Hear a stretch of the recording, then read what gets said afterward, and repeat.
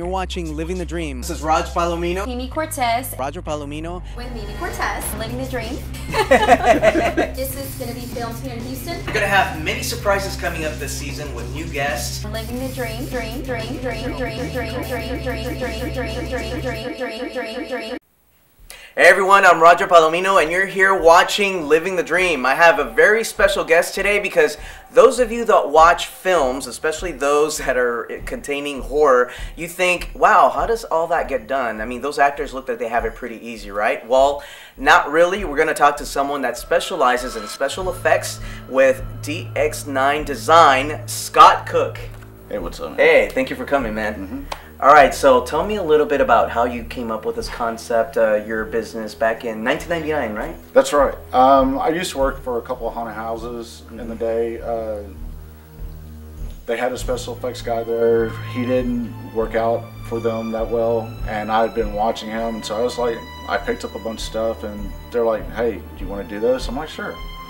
So I started doing makeup for the haunted house, and it went on from there. I've always been a little bit of a builder, you know. I build my own stuff, like my own costumes and whatnot for Halloween if I dress up. Right. You know, So what is it about this that really gets your attention? What is it that you love about the special effects industry and everything that goes behind it, the creative part? well, I mean, I love doing movies no matter what. I've always loved watching movies, and I've always been really interested how you do stuff, you know.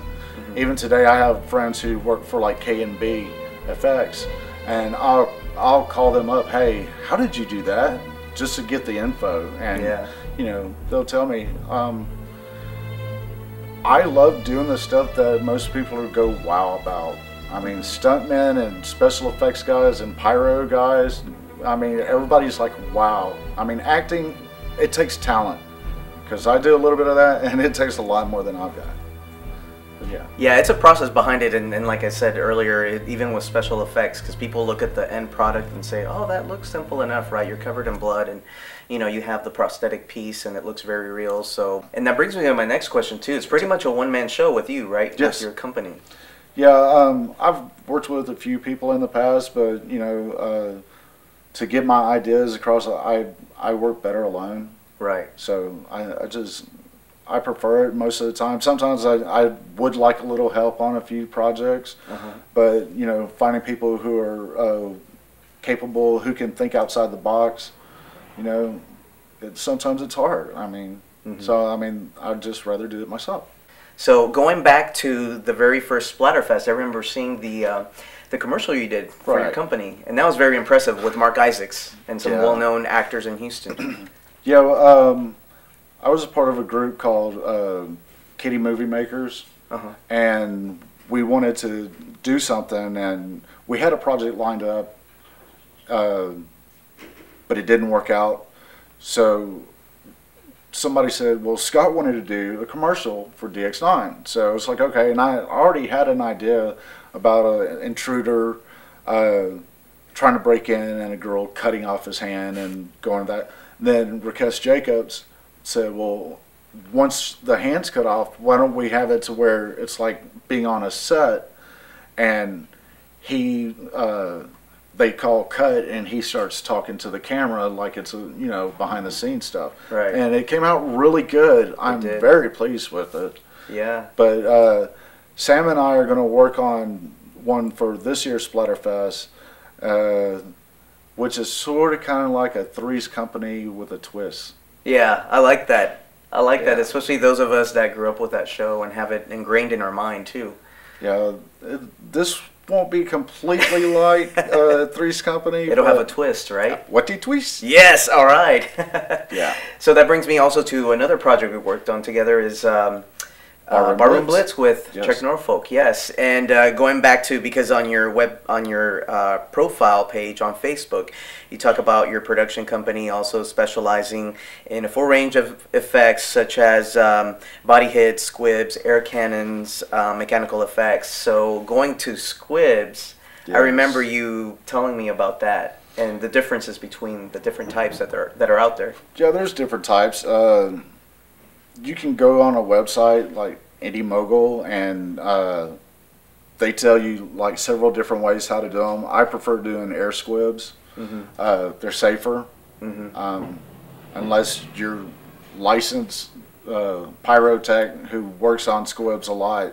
You know, I don't suggest doing it. You know, unless you're 100% sure you can do it without hurting someone. Right, because you had mentioned before that there's such thing as a squib that they use fireworks with, right? Yeah, I've heard of people using fireworks. Actually, someone used an M80, which I don't understand why anybody would do that. That, you know, that's almost like dynamite. It's a blasting cap, basically, up against somebody's skin. You know, I mean, even if you shield it, you have the flash of it that's going to hurt. You know, but I use air squibs. They come out really well. And one thing you also mentioned too is with your company's experience, and no matter what the budget, you know, from big budget to little budget, you know, you're willing to work with I'm willing anybody to work with anybody. Yeah. And that's important in an industry, especially here in Houston, because it's so small and everybody bumps into everybody over and over again. And you never know who you bump into. So is there anything about DX9 Design that our viewers are watching that you would want them to know that they don't know about yet? They know everything about me. It's all on Facebook. Technology, social media, you can't miss it. And what about like websites aside from Facebook? Do you have like one design for the company? I have a Facebook page called DX9 Design. There's no sense in buying websites anymore. I mean, yeah, they're cheap, but you have Facebook and it covers everything, you know? Yeah, and it's what you use and what most companies use to promote their projects and upcoming things. And speaking of projects, do you have anything coming up in the near future? Oh, dear God. Is there anything that stands out? I'm hanging someone in a couple of weeks. Nice. I'm working with a couple of film groups that are have big projects coming up, feature films. I'm supposed to scalp a woman in a country, in a Western horror movie that's coming up. And I'm supposed to be going out to California in November to, I've been working with these people for a while to work on their film. And I should be out there for like 3 weeks. Nice. Yeah. Oh, so you're going to be busy for the remainder of the year. I hope so. I mean, Yeah. I take in little projects here and there. I'm supposed to do 3 more with Sam in like the next couple of weeks. Sam Rivas? Yes. Awesome. That's Sam great. Rivas. Yes, and I always like to just really dig deep with what I see and what I read. Like on your Facebook, you have these interesting quotations, okay? Like the first one, it says, "Do or do not. There's no try." So why did you choose that quote? That proves I'm a little bit of a Star Wars geek. That's a thing from Yoda. Yeah. Do or do not. There's no try. I mean, most people, they're like, "Oh, I can't do it." Well, you didn't try in the first place. You're not going to get anywhere. You know, if you sit there and say, "I can't do that. I can't do that," try it.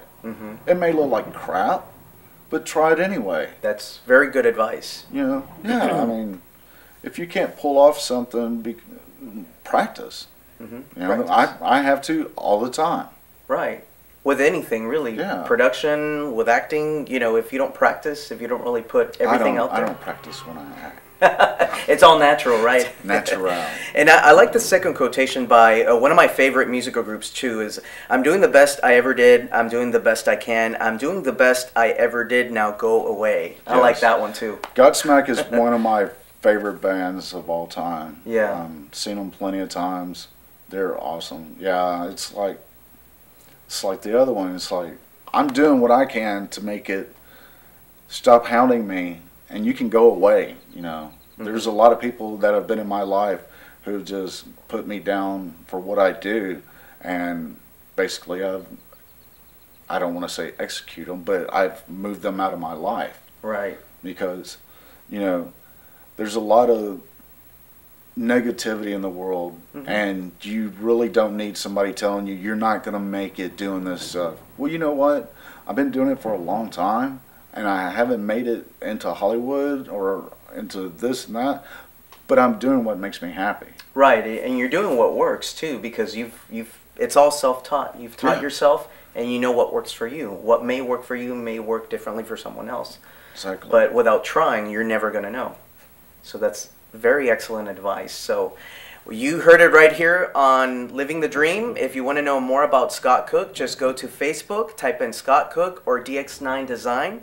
And if you have any questions about our show or want to be a guest on our show or questions about our guest, just write us at ltd@ltdtv.com. And I've had the pleasure of interviewing a talented guy, Scott Cooke. Thank you for coming on, man. It's nice being here. Thanks. You're just watching Living the Dream.